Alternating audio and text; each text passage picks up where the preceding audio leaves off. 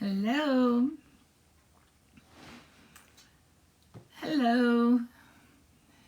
Happy Thursday. Cheers to everybody. I'm always happy to have Thursday night come because it's the end of my work week, and this is a great place to hang out and just chat and kind of pull things together. So if you're new here, I'm Leslyn, and I'm a therapist by day, and I come into my life as a way of kind of giving back. So if you have a question, I'm happy to offer an answer, some perspective. Otherwise, I just kind of hang out and talk about content or whatever kind of comes up across my mind. I'm starting a series on the mother wound, and I'm expecting some questions about that tonight, as I just posted a video about that. I have been talking about codependency. I have a book discussion coming up on January 4th, which is the first Thursday of January. And we're going to be talking right here at 9 o'clock Eastern on the 4th, 9 p.m. Eastern on the 4th. We're going to be talking about a book called The New Codependency by Melody Beattie. And what is the mother wound technically? Great question. Hi, Stacy. The mother wound is a consequence. It's an emotional pain, if you will, that is a consequence of dysfunctional relationships that a mother has with her children. So the mother wound can impact a daughter or a son. And when I say dysfunctional relationship, hey Robin, I'm really talking about not parenting well. And the not parenting, I made a comment in that video that my goal is not to diminish mothers. I have 4 kids. But I'm also aware of how the injuries that I have, or the raw wounds I had as my children were growing up, impacted my ability to be the parent that I wanted to be. And, for me, they weren't big, necessarily life-altering, problematic elements, but they could have been. I think that I talk to a lot of people who don't start their own healing process until they're in their mid to late 30s, maybe their 40s and 50s. And by then, our children have kind of gone through those formative years.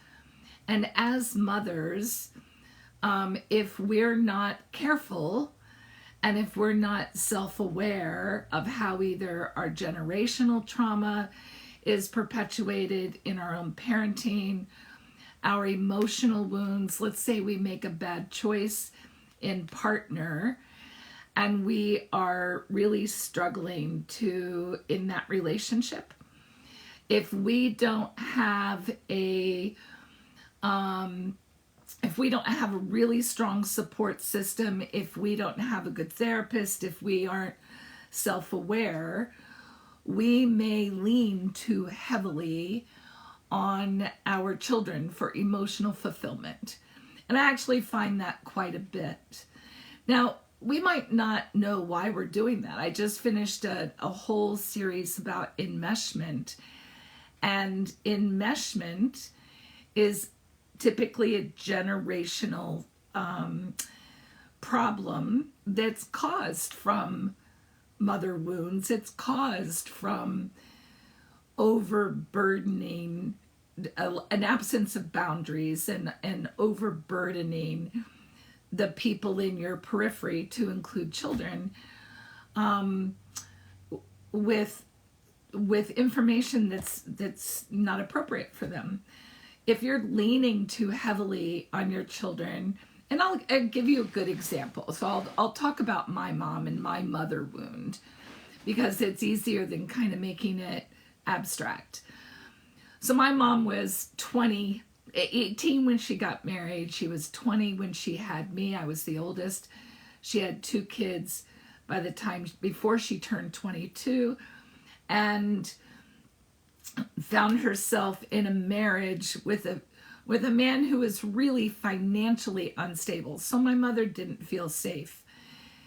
Now I want to preface this with, this is my conceptualization of her that I created in grad school in my 40s, my late 40s, when I needed to understand what had happened in my own life, right? So I became a therapist in my 40s, and a lot of the work that I did in grad school was really taking a look at what had happened in my life. So my mom is a 22-year-old with 2 kids and a man who can't hold a job.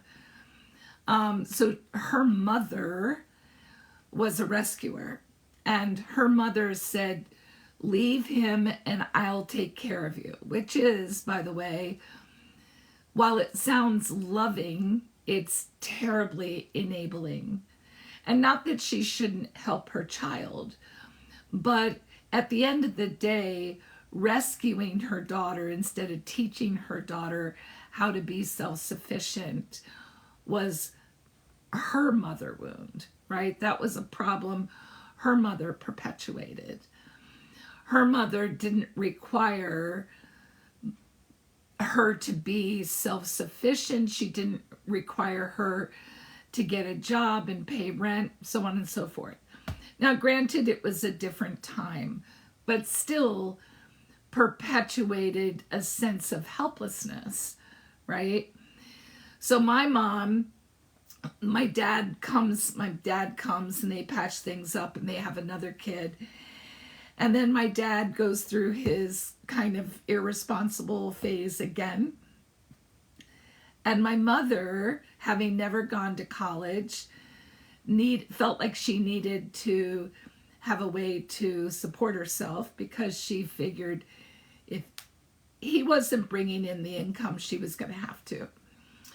So her mother convinced her that she should consider the military. My mom, at the age of 32, signed over custody of her children and joined the Army. Hi, Lily. So she joins the Army, and in order to do that, she had to leave her children. So first things first, she had to leave her children. Now, one might think that she had a perfectly good reason for doing that, and I'm not going to debate that. What I will debate is the fact that those 3 kids had no capacity to understand why their mother left. And so mother wound number 1 was the abandonment of mom on the children. So that primary attachment figure just kind of evaporated, right? Now, what's really interesting is all 3 children, myself, my sister, and my brother, we all handled that or processed that very differently.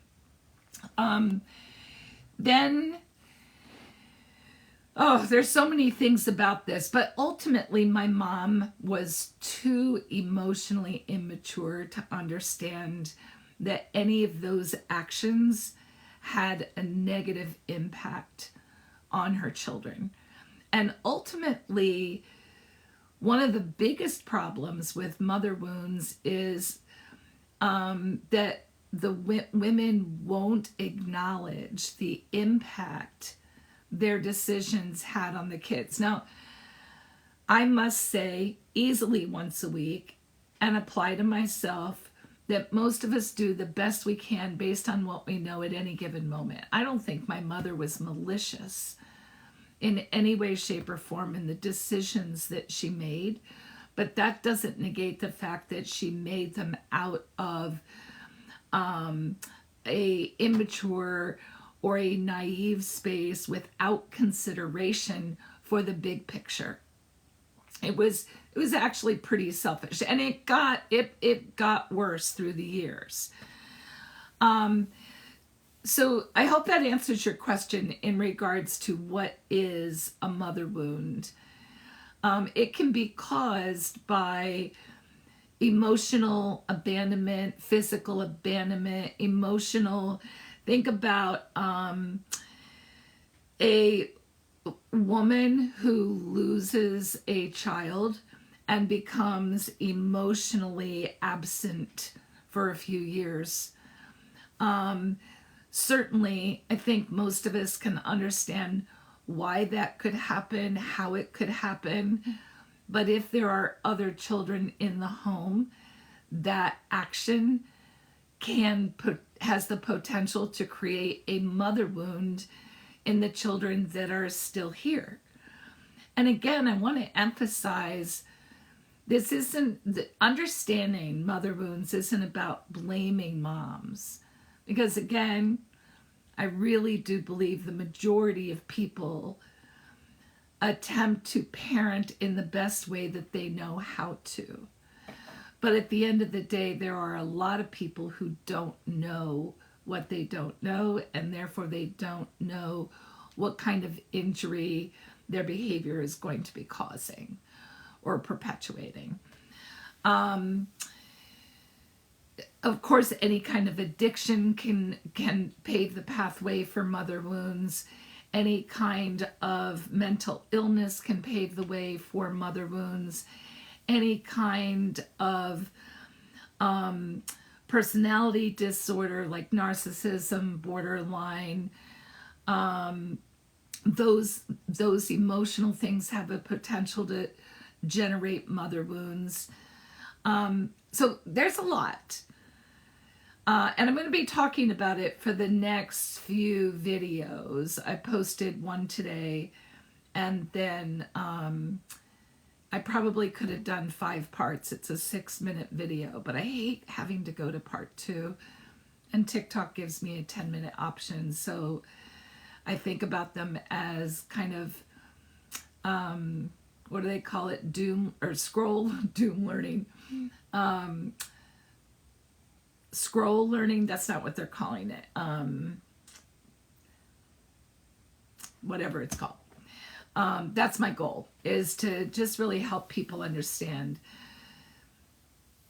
And if you're a mother who has made some of those mistakes, I think really being able to understand how to see it, own it, offer yourself compassion, and recognize our role if your children are adults, being able to recognize how to address that particular, maybe we'll call it a deficiency, or that pain, how it showed up in your life and what you're doing to correct that. Because I think at the end of the day, that's all our kids want, is to know that it wasn't intentional, and that you're aware, or we, because I fall into that category, that we're aware of how those decisions impacted our kids. Some people take on that accountability much faster than others. Yeah. So if you have any questions, let me ask. And hello to everybody who's popped in. If you don't know me, my name is Leslyn. I'm a therapist by day, and my TikToks, my lives rather, are just a way of kind of giving back. So if you have questions, I'm happy to try to answer. Obviously, I can't provide therapy here, but I can answer questions.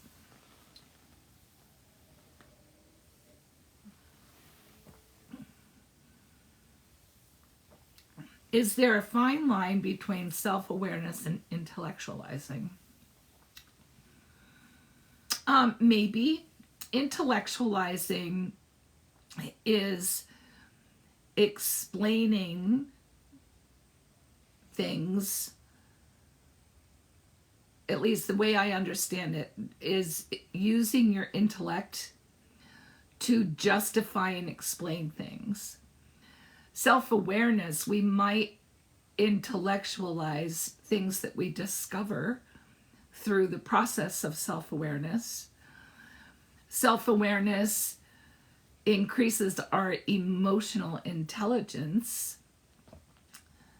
But I think self-awareness does not directly have anything to do with intellectualizing something. The intellectualizing sometimes is a defense mechanism, right? If we can just run through the facts, then we don't have to feel anything. I think that if we're using facts to replace emotion, that might be problematic. Does that make sense, Stacy? I'm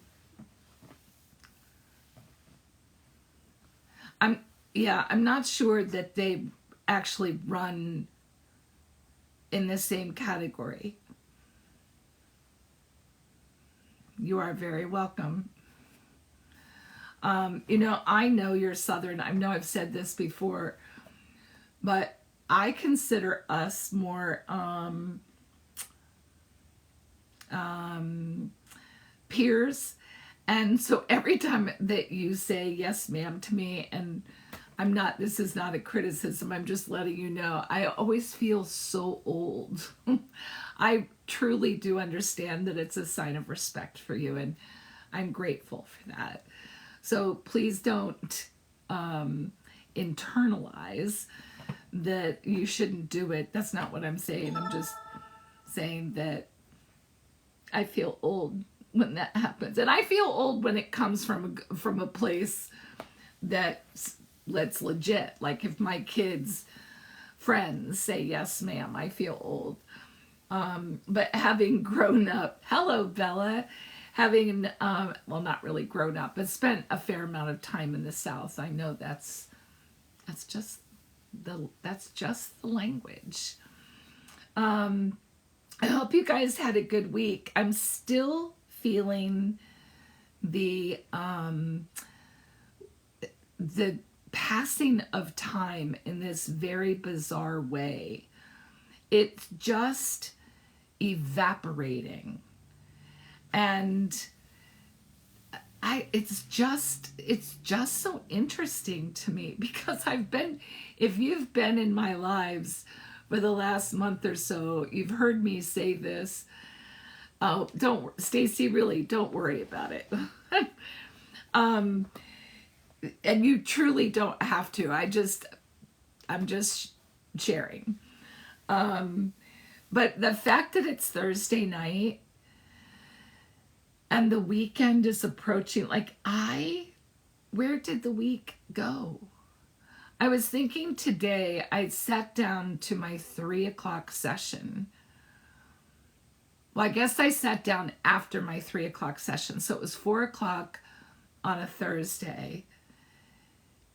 And I had the most bizarre sensation of, where did the day go? Like, I was awake at 6:00 this morning, but the day just went poof. I started early.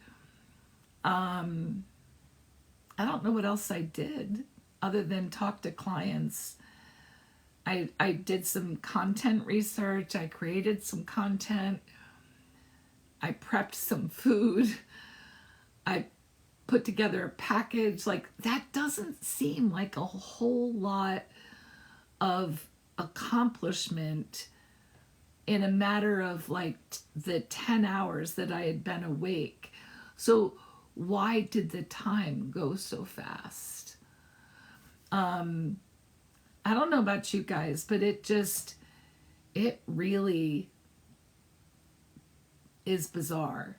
that time is moving the way that it is. I also wanted to ask, there's not a ton of people in here, but I wanted to ask if anybody has experience with clairvoyance or mediums, if you have a personal relationship with anybody that sees people who aren't there. Don't worry about me, it's not me, but I am working with another therapist who has a client who is truly having like a sixth sense experience. Hello, Moki. This client, that my colleague's client, sees people to the point where she's having a really difficult time distinguishing whether or not the individuals are real or they're not. And she's developed one real close friend who's aware that she's having these experiences. And so she's started to say to this close friend, wait, I see a woman, dressed like this. Is that real or not? And so my peer and I were talking about whether or not that fits. We're kind of moving through some of maybe the psychological disorders, the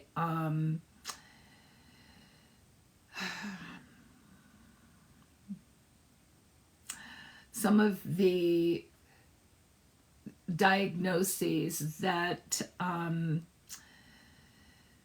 allow for visions, apparitions, if you will. And and those of you who are here a lot, that I'm open to considering that this person has had this, she just has a gift, right? That she is in fact clairvoyant or a medium and has this gift. She's apparently been able to see other people for years, when she was a preteen. And so I tend to believe that it could be real. You were just thinking about this. What if patients' hallucinations are actually visitors from the other side? Yeah, it could be, right? I mean, what if it is? What if it's not a type of schizophrenia or a type of dysfunction? What if it is what if that person is kind of like a portal? And what's interesting is you have to kind of be willing to consider that. Now, I had a ton of questions for my colleague who's working with this person. And I don't have anything to report on how those questions were answered. But I do think it's, I offered to just take to TikTok and see if I can get people who've had that experience to kind of contribute to that conversation. I think she's going to do that. My colleague, I think she's going to take to TikTok because she seems to have a couple of people who have extra sensory capacities or kind of fit into that transpersonal arena. I just think it's fascinating. And I think we do those people a disservice by boxing it or lumping it into mental illness if that's relatively the only symptom. So yeah, I was just curious if any of you have some experience with that.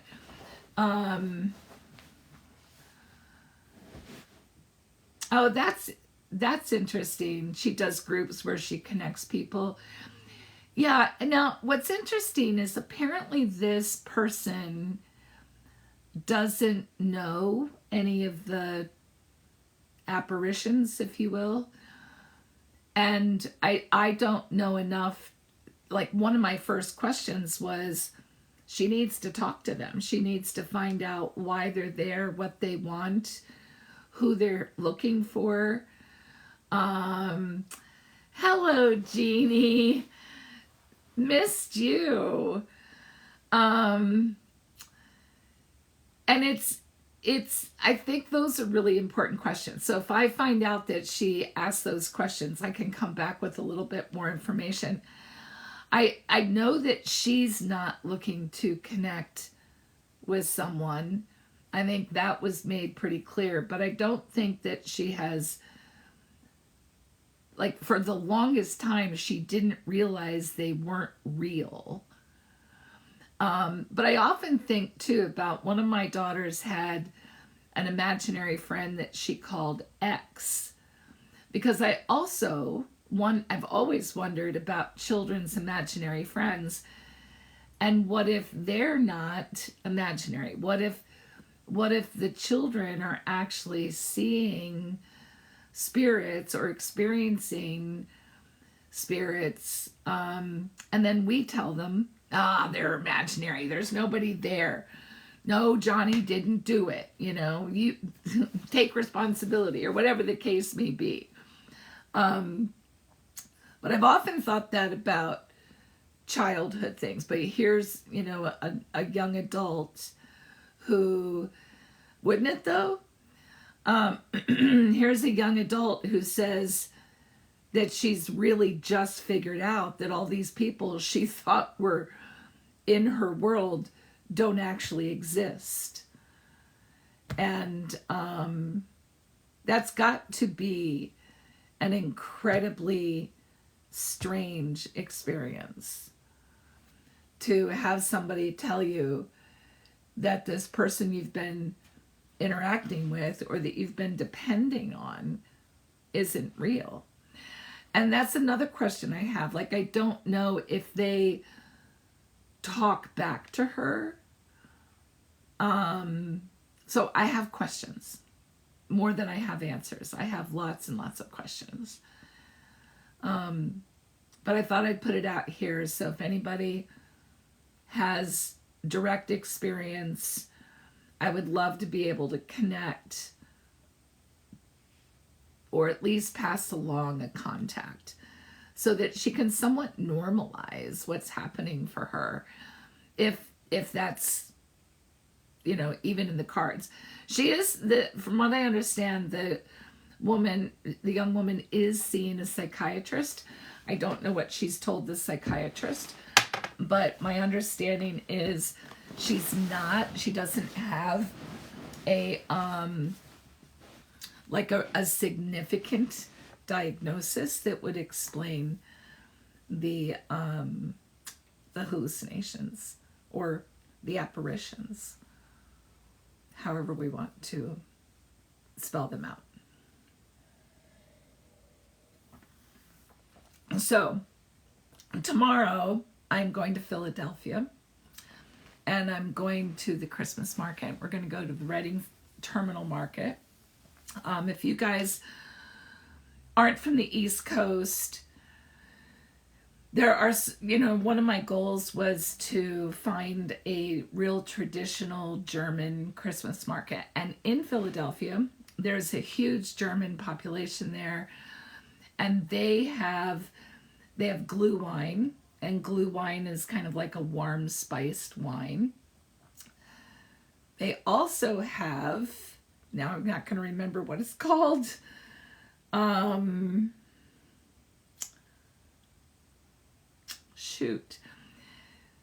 It's hot cheese that you kind of melt, this special cheese, and then you serve it on breads and different things. But in Europe and in Germany, I guess it's German, but I thought it was French. No, it's not fondue. Hello, banana peel. It's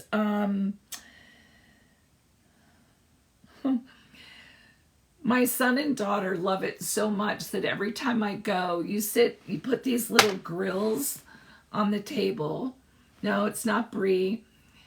You put these little grills on the table and the cheese comes, well, at least they buy it in slices, and you put it on a tray and you put it on this little grill and it melts the cheese. You put it kind of under the flames and it melts the cheese. Then on top on the grill, you put prosciutto or whatever other kind of meat you want. You get those, you don't have to cook them, but you can get those all hot or crispy. And then you take this slice of baguette and you put the hot cheese on it and you put the crispy prosciutto on it, and that's what's for dinner. You know what? Maybe I'll look, because you guys can look it up. It's pretty tasty, and it's called something. And it's fondue is an effort, and this isn't fondue, but it's an equal kind of effort. Philadelphia Christmas Market.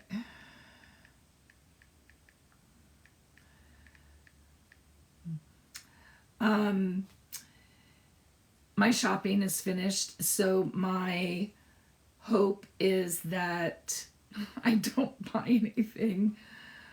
Clothes, activities, vendors, food and beverage. Raclette, it's called. I knew it's raclette. Raclette, so it must be French.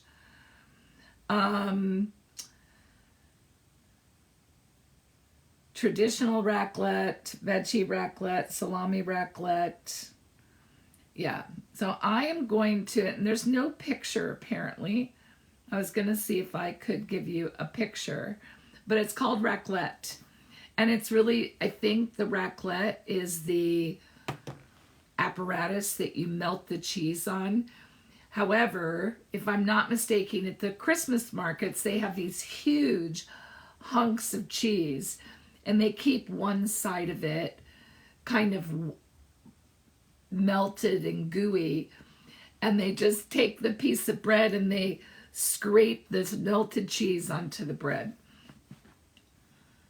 No calorie counting allowed.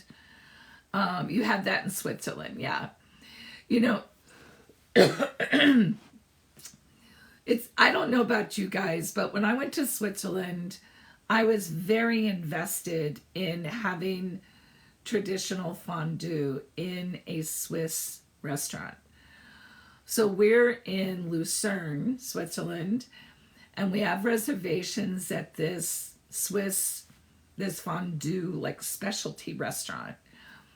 And we walked in and instantly got smacked, like just smacked in the face with the smell of all of that hardcore cheese. Like, the reason that they serve you such disgusting alcohol is because you have to do something to diminish the smell of the cheese.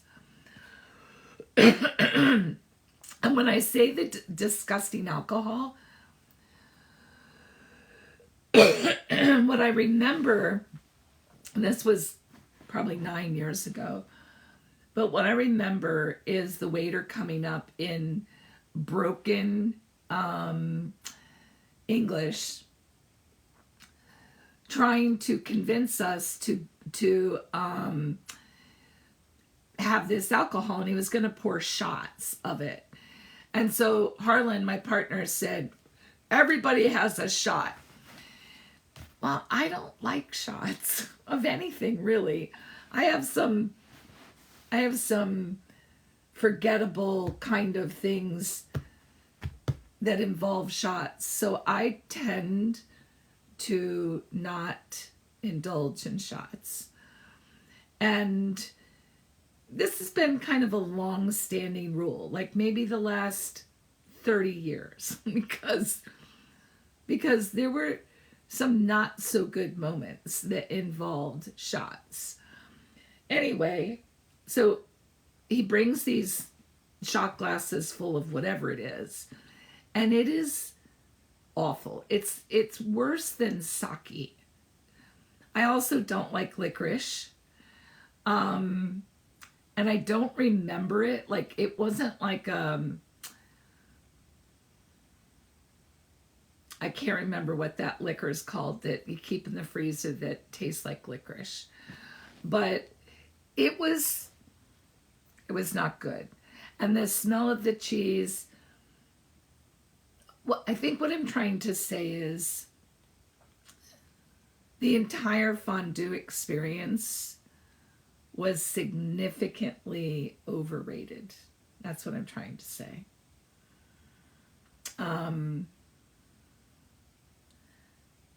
Just saying. But I think I would feel that way even about raclette if I was going to a restaurant. Because you sit down and all you do is eat meats and cheeses and bread, your digestive system is going to need some support. Yeah, it's much more fun to make at home. You know, the funny thing, I don't remember what kind of cheese they use. I guess it's a kind of Swiss cheese. But I think it's actually more fun to be outside where it's cold. It's not going to be too cold, but it'll be chilly. And you get some glue wine, and you get some raclette, and you get a sausage or a Bavarian pretzel, and you walk around. That sounds lovely to me. And if you've never been to the Reading Terminal Market or something like it, that's also just an experience in and of itself. So like when you go to Philadelphia, you can go for the really fine restaurants, or you can go for like this street food dinery experience at with the food trucks or the festivals and Reading Terminal Market. Or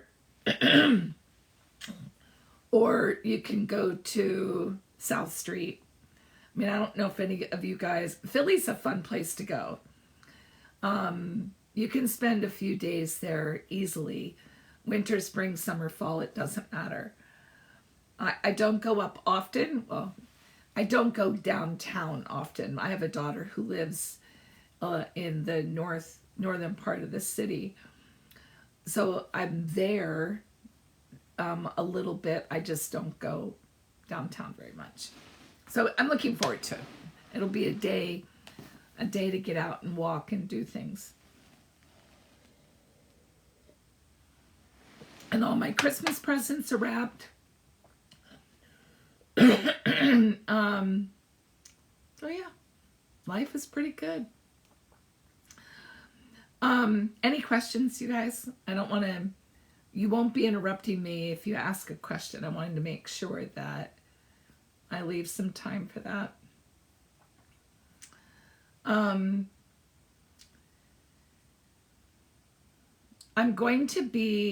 started saying that I'm going to be doing this series on the mother wound. You know, for people who talk a lot about attachment, the mother wound is seen as an attachment injury. And technically can be identified as an attachment figure wound. So it doesn't necessarily have to come from the mother. It can come from a grandparent, a father, an aunt, I suppose a teacher or a coach. But at the end of the day, it's really about this caregiving relationship that failed to caregive. And the way that we as children process that break that creates the wound. And like anything else, some wounds puncture, some breaks puncture, some breaks don't. And so you can have two people go through almost an identical experience. One of them walks away with a mother wound and the other person does not. And we don't really understand why that happens, although there is some data to suggest that resilience could be somewhat genetic, that some people are more prone to resilience capacity than other people, which I think is really very interesting. Having said that, we also know that resilience can be taught. So there's a little bit of a nature and or a nurture element there with resilience. We also know that we used to think that optimism and pessimism were fixed. We used to think that personality was fixed, but it's not. Now we know that people who identify as pessimistic can actually become optimistic if that's what they choose to do. And we know that optimistic people tend to report higher levels of well-being, life satisfaction, better relationships, and they have longer lives. They also have better health. So there are lots and lots of reasons to learn optimism. We know that, let's say I was talking about resilience, optimism.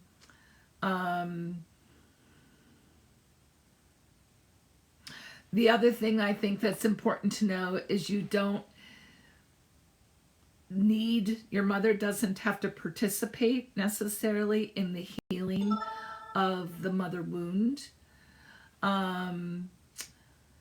which I think is important to understand, because if, you know, so many people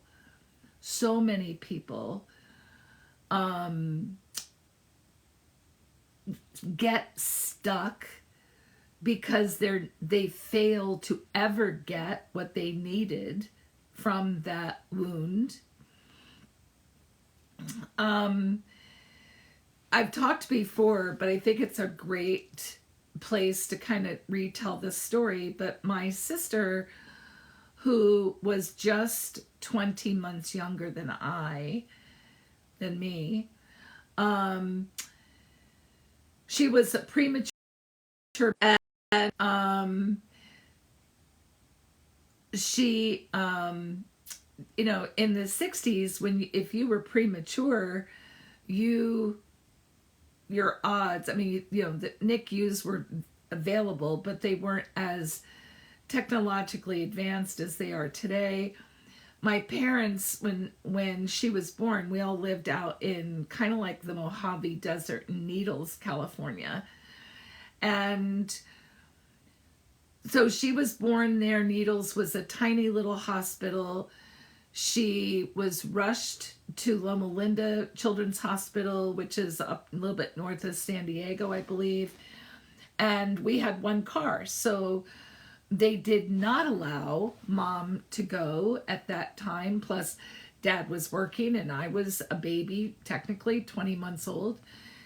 So my sister, her name was Allison, she got airlifted to Loma Linda.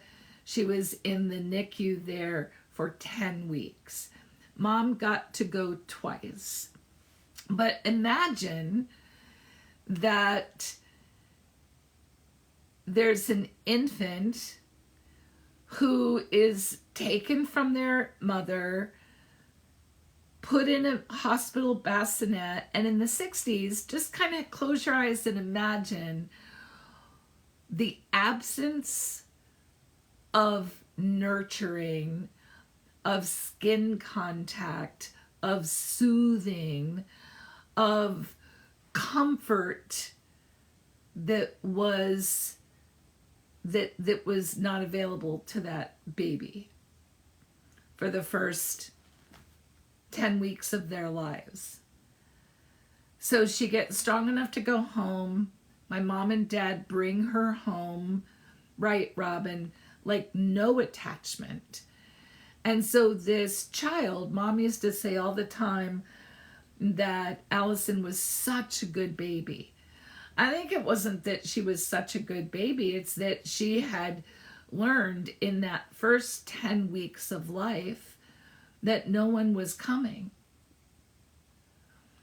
And so her attachment wound, which we would call probably a mother wound, that attachment wound started at birth, had very little to do with the mother in that first 10 weeks, but what did happen, or two things in my theory, what happened. Number one was she had been conditioned at that point not to cry, that it didn't matter, right? And so she didn't. So she laid in a crib, played in a playpen. She learned how to self-soothe as an infant, or she became helpless, hopeless, and surrendered. Not really sure. I don't think it was a healthy self-soothing. I think it was a surrendered or to the absence of the soothing. And I believe that my mother never expected her to come home. So I think that our mother detached from the infant in case she never came home. So when Allison came home, they were both in the house, but there wasn't a loving, nurturing relationship. And the sad truth is, when mom left for the army, it was a re-injury of that attachment. Allison was 10. So at this really pivotal time in her life, the one person she wanted attachment to disappeared again from her life. Now, I would tell you that literally up until the day that our mother died in 2006, Allison's energy, her emotional energy, was simply to be loved. And it is sad. It's to conceptualize her, and she was a very difficult person. I'm pretty sure she had borderline personality disorder. She wouldn't stay in a therapeutic environment long enough to get diagnosed. As her sister, I really can't diagnose her. I'm a little too close. But if I had to guess, that would be my guess. And it makes sense because of the start that she had. That complete and total abandonment that she had as an infant, and then again at the age of 10. And neither one of those things is something that I would hardcore point my finger to our mother and say, this is your fault. When we look back like that, no, my dad did not join. I'll get to that. Stay tuned, Shelley. When I look at my sister and I look at our mother's behavior, I can't point the finger and say, you did this. Because I don't think my mother had a clue. Like, to be honest, nobody in the late 60s was saying, hey, this is probably going to have a long-term negative impact on your child. And at the end of the day, I really also think my mom stayed in this state of survival mode because she didn't feel emotionally safe. So Shelley, my mom joined the Army as a way to get training to be a nurse. The recruiter promised her nursing school. She wanted a career because my dad was not financially stable, and mom's emotional wellness, her own mental health, was in a state of chaos. I'm pretty sure they filed bankruptcy twice before I was 12. Our car was repossessed. The only reason we had a roof over our head is because my mom's mom paid the mortgage. I remember it was $90. I was parentified. I mean, this story, when I sat down and wrote my story, I really pulled a lot of that apart. Now, my mom was gone by then, but it's pretty fascinating to look at that. So my dad, when my mom left for the Army, she had to surrender custody of the children, because in that time, if you were a woman in the Army, you could not have dependent children. And so she signed custody over to my dad, and I guess their marriage was in shambles. I was pretty oblivious to that because they didn't fight in front of us. But I do remember that she came home like in between basic training in B school or A school, and my dad was very excited when she came home. I remember he got her baby doll pajamas, a baby doll nightie, and a bottle of cold duck. If I'm not mistaken, it had a purple label. Like I was so invested in my mother coming home, and my dad was so excited about mom coming home. And then when she left after the long weekend, he was devastated. So whatever went down between them that weekend, it was the end of their marriage. So much so that my dad started drinking heavily, would hang out at a bar in town and wouldn't come home to make us dinner. I was 12. Allison was 10, and our little brother was 3. So the babysitter literally would drop him off at the house because my dad wouldn't come home. He would quit working and then he'd go to the bar. Pretty sure it was called the Red Lion Inn. Like, doesn't every little town have a Red Lion Inn? And those were the days where long distance phone calls were expensive. We didn't have any money. Our house had gotten repossessed, and so after mom joined the Army, we moved into this farmhouse that was rented by a woman. Her name was Mrs. Michelik. And it was an old slaughter barn. There was an old slaughter barn. And I remember the boys from down the road would come up and tell us these horrific stories of why there were hooks on this pulley system that went around the ceiling of the barn. And my Mrs. Michelik let us live there for free as long as my dad was willing to do like handyman jobs around the farm. But when he started drinking, he started not keeping up his end of the deal.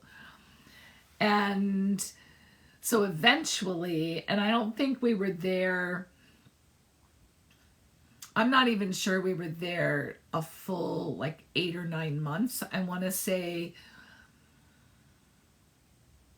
oh, we might have been there. I think we were there probably 8 or 9 months. And then my aunt, his sister, came out. We packed up the car. We were told that we were going to my grandparents' 50th wedding anniversary party in California.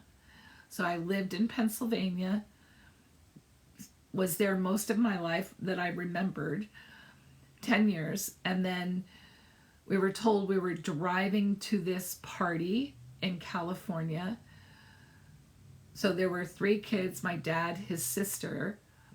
We got in this old Rambler, got on the road like December 28th or 9th, 20, it was right after Christmas, like maybe the day after Christmas. Their anniversary was on January 1st. And we drove across country. And I thought we were visiting, but it turns out that while we were gone, my other grandmother had been instructed to put all of our belongings in a storage unit, and we never went back. And all of those things that were a part of my childhood were lost to a storage unit. And that was the beginning. So I was in 8th grade.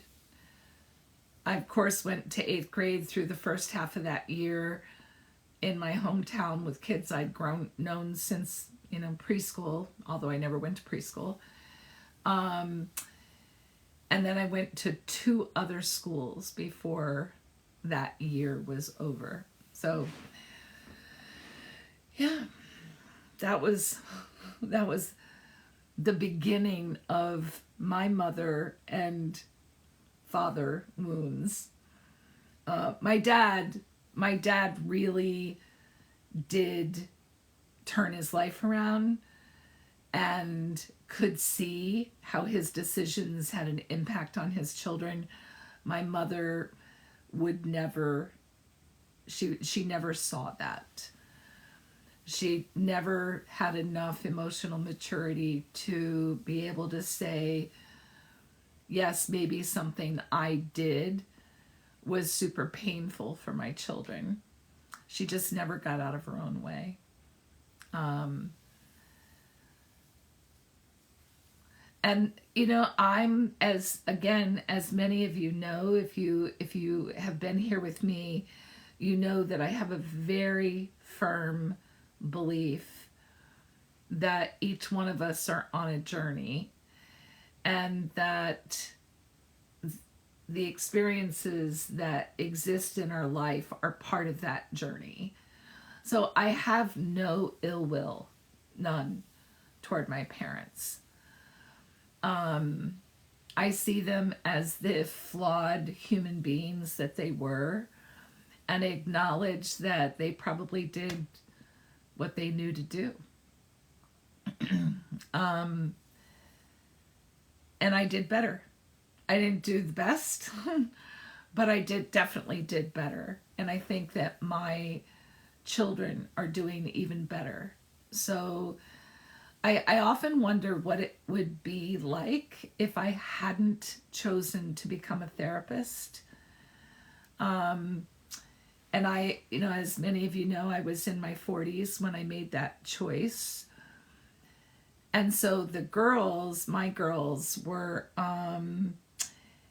8, 11, and 12 when I decided to go back to school.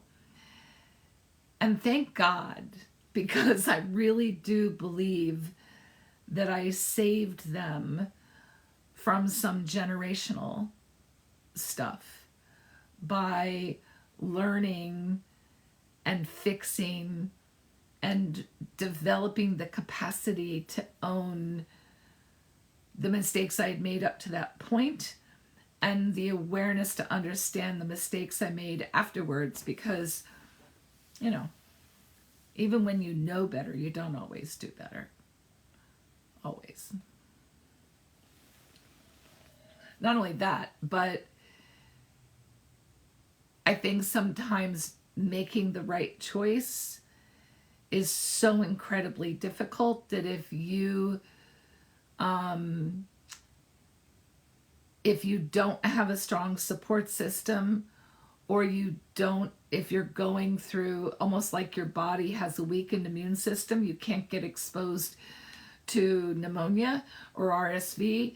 If you are exhausted or emotionally spent and you're faced with a parenting challenge, you're not going to be your best. You're not going to be your best self. You're just not. We only have so much capacity. And in order to be the best parent, we have to, have really good self-care regimens. We have to be well rested. We have to be humble. We have to be emotionally competent. I mean, it's a pretty big objective, right? And who tells us that? My son was born when I was 23. Bree, thank you. Glad to have you back, girl. I was young, and when I was widowed, nobody's prepared for that at 25, right? Nobody's prepared for that. I don't know that I handled that well at all. Now, my son and I have a very close attachment. I think that the one thing I did do was handle that piece well. Although I was probably a little helicoptery. As a matter of fact, I wasn't. It's not that I probably wasn't. I was a little helicoptery. And I think I shared when I came back from staying with them this summer, one of the questions I asked him is, now that he's a dad especially, I think this is interesting, but I asked, what would you have done differently? Like, what would you have wanted me to do differently? Is there anything that you can think of that would have perhaps shifted the trajectory of where you are today? Although he's in a great place. He's emotionally mature. He's emotionally intelligent. I don't really know how that happened, but he is. And he has 3 kids. He's got a really solid marriage. He's very successful career-wise. But he's like, Mom, I think you could have given me some extra independence. Now, for those of you who don't know, when his dad died, I was incredibly fearful of losing someone else I loved. That trauma of losing my husband really had an impact on my capacity to tolerate the risk of additional loss. And I think anybody would say, well, that's understandable. But what we also have to realize, as understandable as it is, that impacted my parenting capacity. And it just does. That kind of stuff changes who we are. And for some of that time when Frank was really, really young, right after Rocky died, I was not emotionally available. Thank God I had a strong support system. And there were other people in our lives that could help pick up some of that slack. And then when I was strong enough, they transferred that back to me. So he didn't really skip a beat. It just, the players shifted a little bit.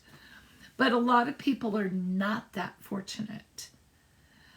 We don't necessarily live in a world where your best friend can just take in your kid, or where your family lives down the block and they're bringing you food every night because you don't have the emotional capacity to cook because you're grieving too hard. So it's just not black and white. And a lot of what I do in session and through these stories is exemplify how human we all are, and that these experiences, while tragic, my sister's experience and the tragedy of her premature birth and the consequences of how that played out, and the tragedy of my first husband dying, and oh my God, don't even get me started on the relationship that he had with the man I chose to marry next. There's all these things, and we think we're plodding along and doing our best, and then we realize that we've fallen into a place that doesn't look like that. And I just think it's so incredibly important to have compassion. If you're the mother, to have compassion for yourself. And if you're the adult child, to think about the parent as a human. Now, having said that, I believe that we all can, we probably all can agree that at least a part of us knows not to physically abuse, and certainly no essay, right? Like that's taking abuse to another effed up level. And those are the kinds of things where I don't support blanket forgiveness and compassion, outside of the fact that most people who abuse were abused, and not that makes it excusable, of course, because I think that unless you live in a tiny little village with no outside communication, you know that's wrong. You know it is. A part of you, at the very least, knows that a different choice is more appropriate. So I don't know that that's true. I'm not Jesus, I don't have to forgive you. Yeah, I mean,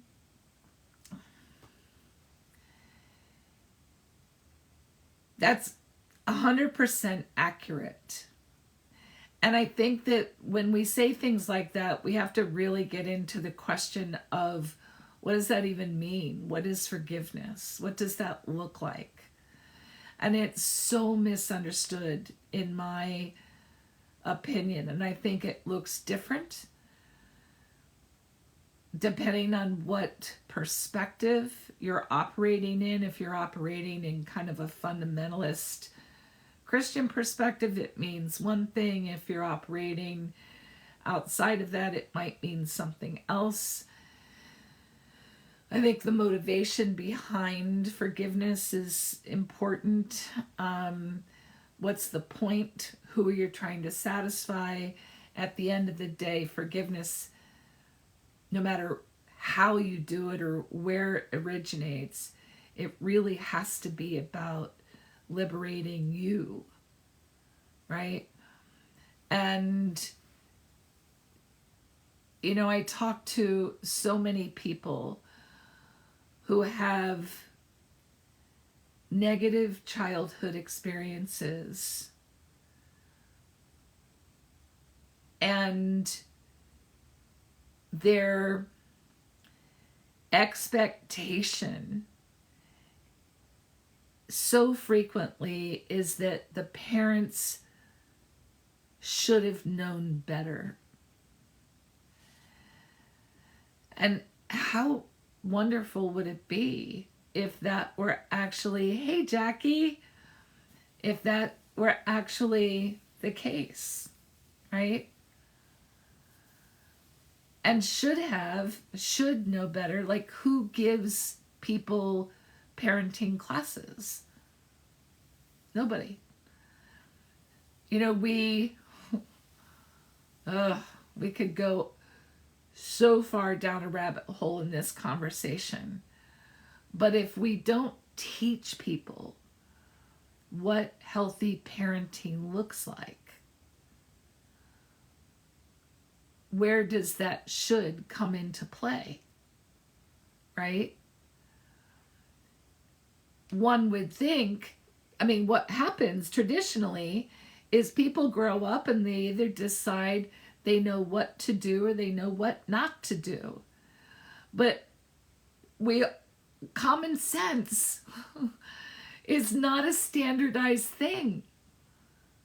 It's definitely not a standardized thing. There is no such thing as common sense, in my opinion, right? Is it common sense not to touch a hot stove? Of course it is, but how do you know that? You only know that because you touched a hot stove, right? It's common sense to rinse the damn conditioner out of your hair before you exit the shower. And yet, how many times a year do I attempt to get out of the shower with conditioner still in my hair? Because I'm preoccupied with other things. Jackie, thanks for the renewal. Common sense says put money in savings for your old age. How many people do that? Common sense is not common. It just isn't. This fallacy, it's... Oh.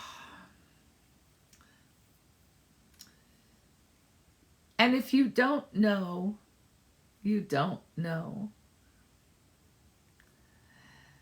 And I wish it was different. I wish, Bree, it was as easy as some kind of common knowledge.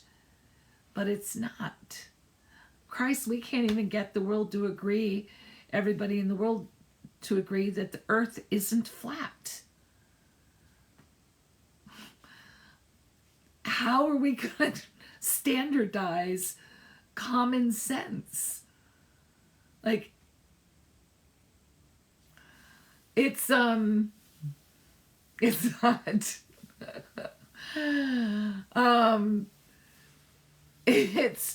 It's so interesting to me, and I'm not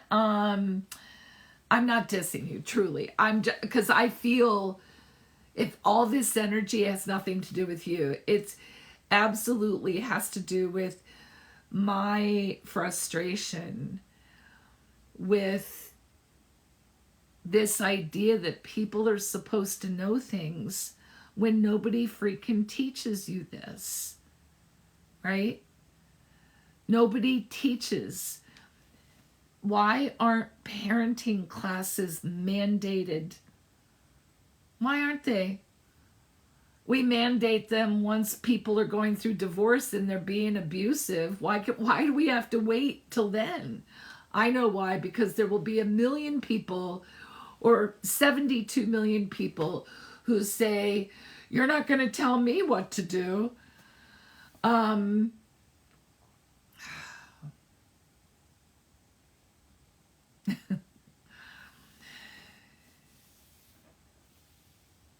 When I think about changing the world, and I think this sounds a little pretentious, but when I think about changing the world, this is one of those areas that I wish I could impact. Right, Robin?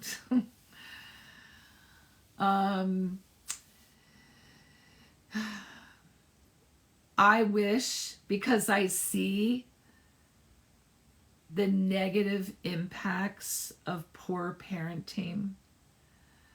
I see people who are too close-minded to be humble enough to say I'm sorry to their children who are in 40 years old and in still so much pain that they're taking their own parenting to a level it doesn't need to go. I see the impact of religious trauma on people and the shame that's perpetuated there. I see children who are adult children who are coming out of addictions that they developed as a way of just coping with the feeling of not being loved. And none of that has to exist if we would do things differently. So that's why I get so up in arms and passionate about it, because I see it all the time. And if we could just learn how to do it differently. Thank you, Moki. If we could just learn how to love ourselves and forgive ourselves and extend kindness and be humble and vulnerable and risk not being liked or not being, just risk that and be authentic. Yeah, so many things. It's so multifaceted. But all right, so I just went on a this rampage. Thanks for listening to me. I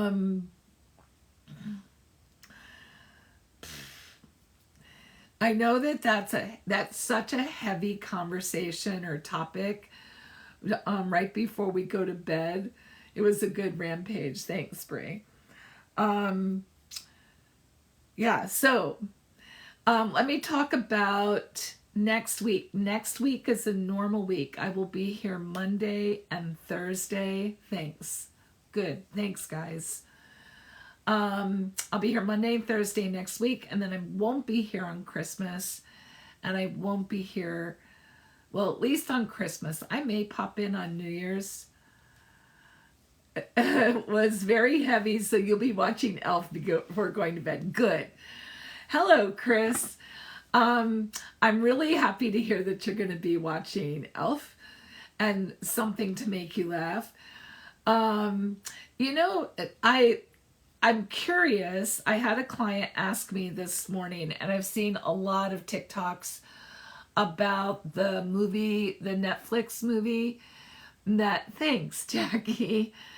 The Netflix movie that opened last weekend about the end of the world or something like that. The end of Earth. Is that what it's called? Did any of you guys watch it yet? That's what everybody says. So don't spoil it. I literally, that's what my client said. That's what everybody on TikTok says. And so this Stacy is a sign of intellectualizing. So my intellectualizing elements went into effect and thought, okay, if the Obamas produced it and these A-class stars like Julia Roberts and Kevin Bacon and whoever the other people are, if they bought into it, that's what I'm thinking, right? Leave the world behind, yes. So what's the message? Maybe you need to go back and watch it again. And I'm going to try to watch it. I watched the trailer tonight. I hate shows like this. I really hate thriller kind of shows. Like the trailer gives me true Stephen King vibes. But I'm going to watch it. And I will tell you on Monday. So why don't you guys try to watch it this weekend? It's on Netflix. It is in some movie theaters also. Try to watch it this weekend. Call a friend and get a Netflix password if you need to. And we'll talk about it on Monday night. Because I do think that with A-list celebrities and the Obamas, who are very intelligent people, right? There's got to be a point. I have a hard time believing that group of people are going to be involved in something that has no value. And some of the TikTok people I've seen talking about it say that it just is completely open-ended, that there's no structure to the story, to the plot.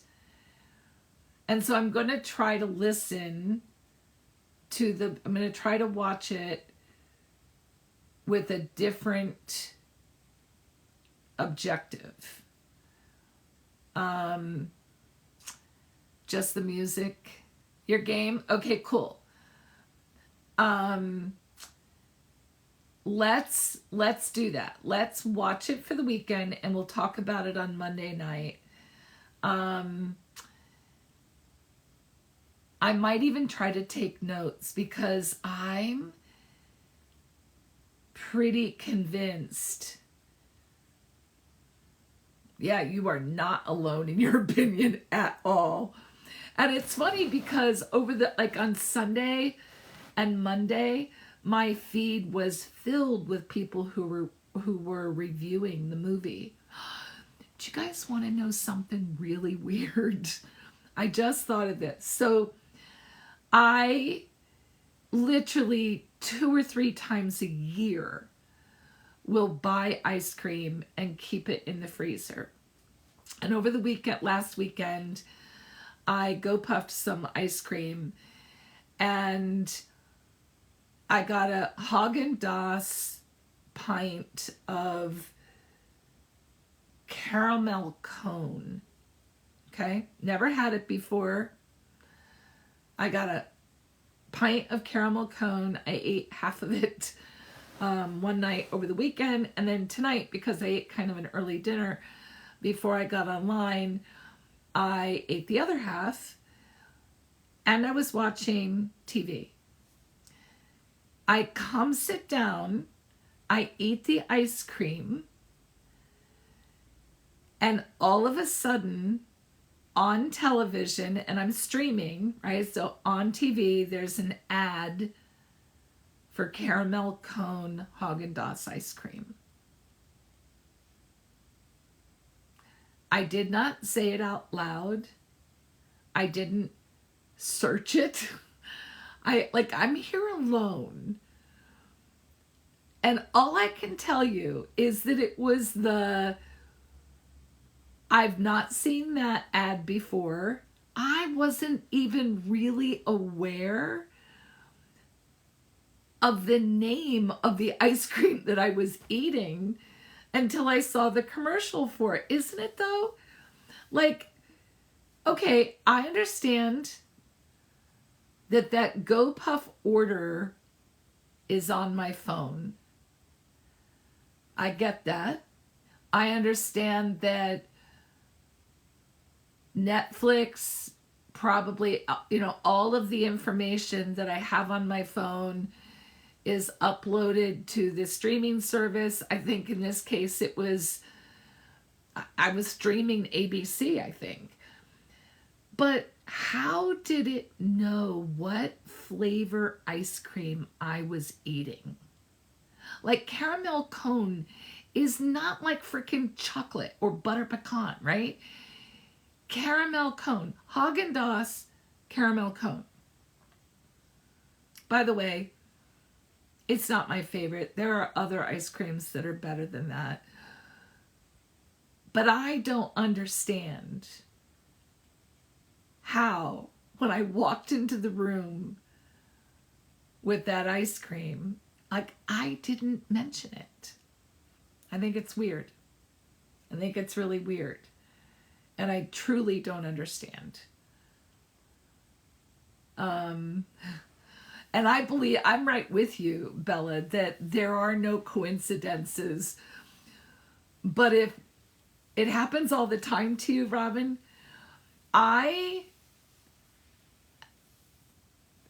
that's a little bit like, that's pretty, it is either an incredible coincidence, and I agree with you. I don't necessarily believe in coincidence either, but I think it's really weird. And I agree with that also, Moki. It's super intrusive. Good night, Stacy. I'm actually out of here pretty quick too. The light's going to go off any minute. Have a wonderful night and a great weekend. Yeah, it's a little weird. Like I don't have cameras in here. So, and my TV doesn't have a camera on it. They only have microphones, right? Hello, Chris. I'm assuming that it's tracked. I do assume that. But I do think it's pretty weird that when I'm sitting here eating it, which has only happened twice, once when I got it and tonight, and that was 5 days ago. I think it's pretty weird that I saw a commercial for it, because I don't recall seeing a commercial for that ice cream. Now maybe I have seen a commercial and I just don't remember, and that was part of why I bought it in the first place. Into the egg theory. Thanks, Bree. I will look into that.